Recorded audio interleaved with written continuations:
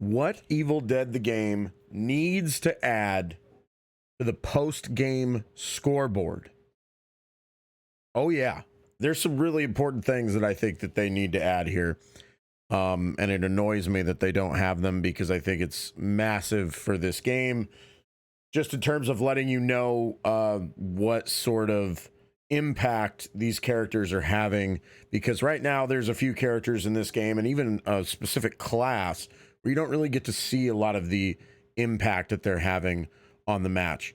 And before any single one of you comments on it and sees this and it's like, wow, Sledge did 116k with Kelly, I bet this was before she was level 25, okay? So I didn't have her ability that is bugged and makes her do crazy damage. That's not the point of this video, what I did here, but I know if I don't say anything, somebody's going to be like, wow, what a scumbag using level 25 Kelly. This is before she was level 25, okay? Before anybody freaks out, all right? So there you go. Without further ado, let's get into it. The first thing that I think they should add in this game, and we're also going to be talking about what I think needs to be replaced. So actually, before I say what I want to be added, we're removing this. Survived the match without dying. It's so dumb. The most you can get on it is a 1. I don't really see any point to having it. It doesn't look cool on the scoreboard. I don't really care about knowing if somebody survived the match without dying or not. It's just not really information that's relevant to me. I don't really need to see it on the scoreboard because I'm going to know it. I played the match. I know whether or not somebody survived the match without dying. It's pretty obvious whether or not that happened. So it's not like, you know, if you didn't show how much damage you dealt, you're not going to know the exact number by just keeping track of it. I can keep track of who died and who didn't in the match. So I don't need to see that on the post-game scoreboard. And like I said, it just doesn't look good because it's either going to be a 1 or a 0. And why do I want to see either a 1 or a 0? That's lame. I don't need to see it. So what I think needs to be added is damage boosted in its place. What is damage boosted? This is something that will be added specifically for the leader class because they are that class that I referred to where you don't really get to see the impact that they actually have on the game, because the number one thing that they do is boost your damage and let you do more damage. So this is huge, and I think would be really important for leader classes and make them feel like they're actually doing something. And this would be a very big number, so it would feel good to see how much damage you actually boosted, and it helps you determine whether or not the leader that you were playing with was doing their job and sticking next to their team. Because if they boosted a ton of damage, that shows that they were with their team the whole game and helping boost damage. It's also a good way of determining, like, hey, was the leader Ash making sure to spam finishers and get dismemberments to keep El Jefe Grande up? Was the Lord Arthur making sure to spam finishers to keep Lord's Wrath up? Like, it lets you know if the leader was doing a good job. So I think that's very important. Now, what is damage boosted, you might ask? Basically, this is how it would work. Let's say someone on your team performs a light attack with a weapon that does 50 damage. I'm not thinking or talking about any kind of specific weapon. I'm just giving a random example with random numbers here to illustrate my point. So let's say they do a light attack with 50 damage. Arthur's aura boost without Lord's Wrath provides a 30% damage increase. And that makes it so that the total damage that they do with the attack when they're next to Arthur and he doesn't have Lord's Wrath active is 65. So it gets boosted from what would normally be 50 to 65. So those 15 points of damage that Arthur just boosted when your teammate landed that light attack gets added to the scoreboard, that 15 points. That's what I'm talking about. That's exactly what damage boosted would be. So whatever that amount is that gets added to their attack because of the leader's aura, that gets added to the scoreboard. And if you really wanted to, you could also put in damage boosted for other classes that have abilities that boost their damage. So like an example would be, let's say Who else does it? AOD Ash does it, right? Doesn't his Wiseman's potion boost damage? So like something like that. He drinks a Wiseman's potion. It shows how much damage he boosted. You can do that for any future classes that come out where they activate something and then all of a sudden they're able to do more damage. I don't think I don't know. Maybe you can add Kelly's bleed to that. You can certainly add the damage that gets boosted from like Kelly's level 25 ability once it's fixed, like the melee, extra melee damage she does from that. Or you could not do it at all. I don't really care. The only important part is that leaders, specifically, the damage they boost from their aura is added. If they don't want to count boosting your own damage because of an ability you're using, then that's fine, okay? All that matters is that leaders get a little something to celebrate in the post-game scoreboard. The next thing that I want to remove is teammates revived from bleeding out. Again, it's going to be a super low number for the most part. You're not going to get a super high number here. So it's not something I think really needs to be on the scoreboard. Yeah, there's no more to it. I don't need to know who got revived. It's also not really like a relevant thing to know because whoever revives a person is usually like, it's going to be just dumb luck who gets to get that revive because there are no perks in the game that help with revives.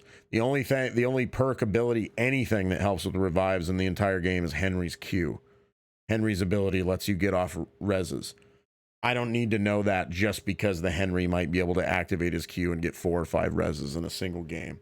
It's not a statistic that I am dying to know about. So I would replace this, and I would replace it with damage taken. Now this one would be important for all classes.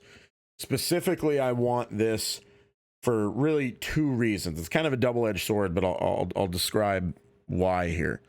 I really want it for 2 reasons. Number 1, I want it so that anyone who is kind of a tanking class, this makes it so that that's like more viable and a decent strategy that you can use to gain points on the scoreboard.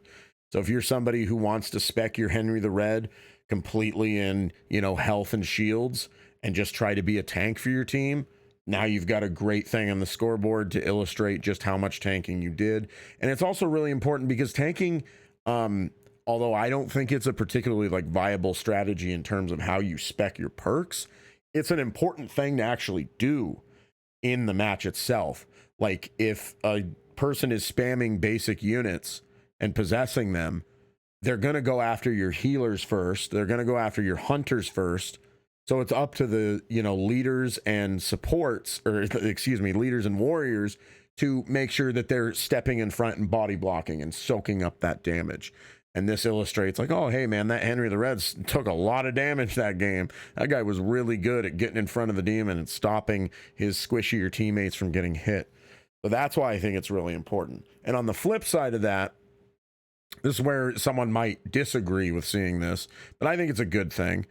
It will show someone who's taking too much damage.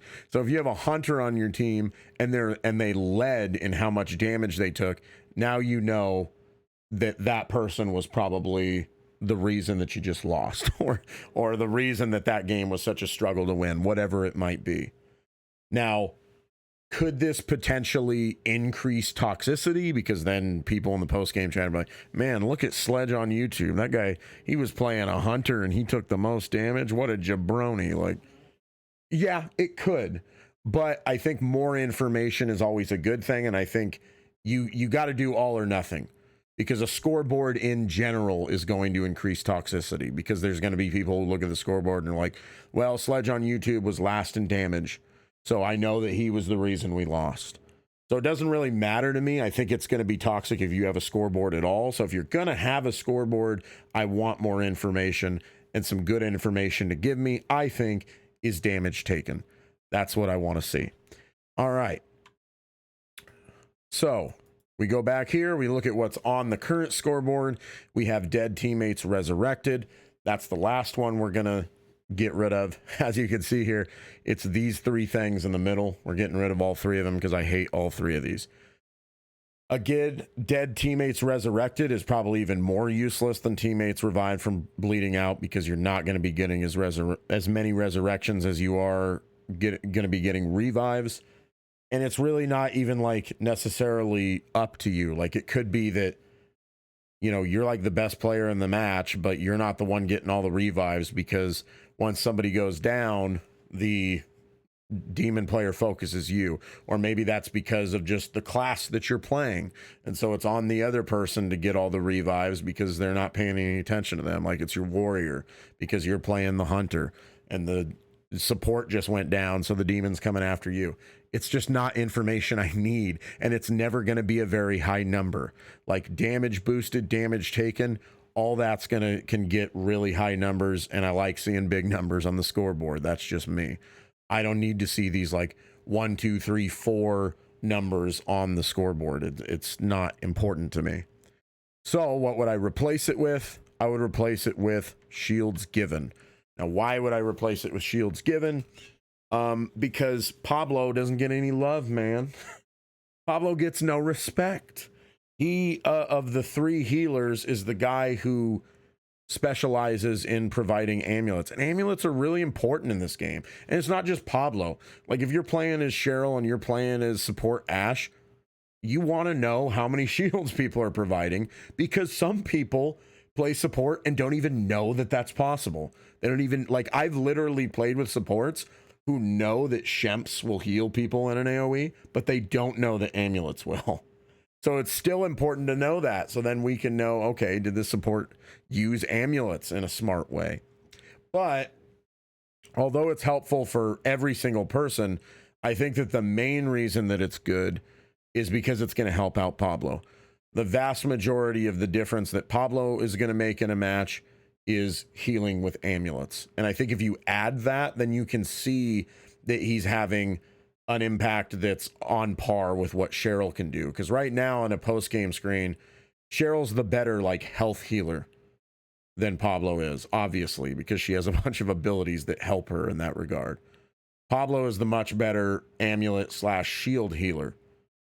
So if there was a category for shields, then Pablo would be a lot better than Cheryl. And you'd get to see, hey, Pablo actually did a really great job because he did a ton of shield healing in that game. So these are the things that I want to see replace the scoreboard. And again, if you haven't seen it, this is what we're looking at here. Damage boosted, damage taken, shields given. I think there's a bunch of other things that you could potentially add to this, but I think these are the 3 most important. And I also think that they can easily replace 3 things that we really don't need to see, just in case the devs, for whatever reason, like, don't want to just add on to what's already there. These are, it's perfect. These are 3 things that we really need, I think, and 3 things that we don't really need at all that can be replaced. So these are the 3 things I think we need. Let me know in the comments what you think, and if you think these are 3 things that you'd like to see in the scoreboard, and if there's something else you'd like to see, let me know in the comments what else you'd like to see on the scoreboard. And if for some reason you don't want to see one of these things, let me know that as well. But as always, I hope you enjoyed watching the video. If you made it this far, please subscribe if you haven't already. And thank you all for watching, and I'll see you next time.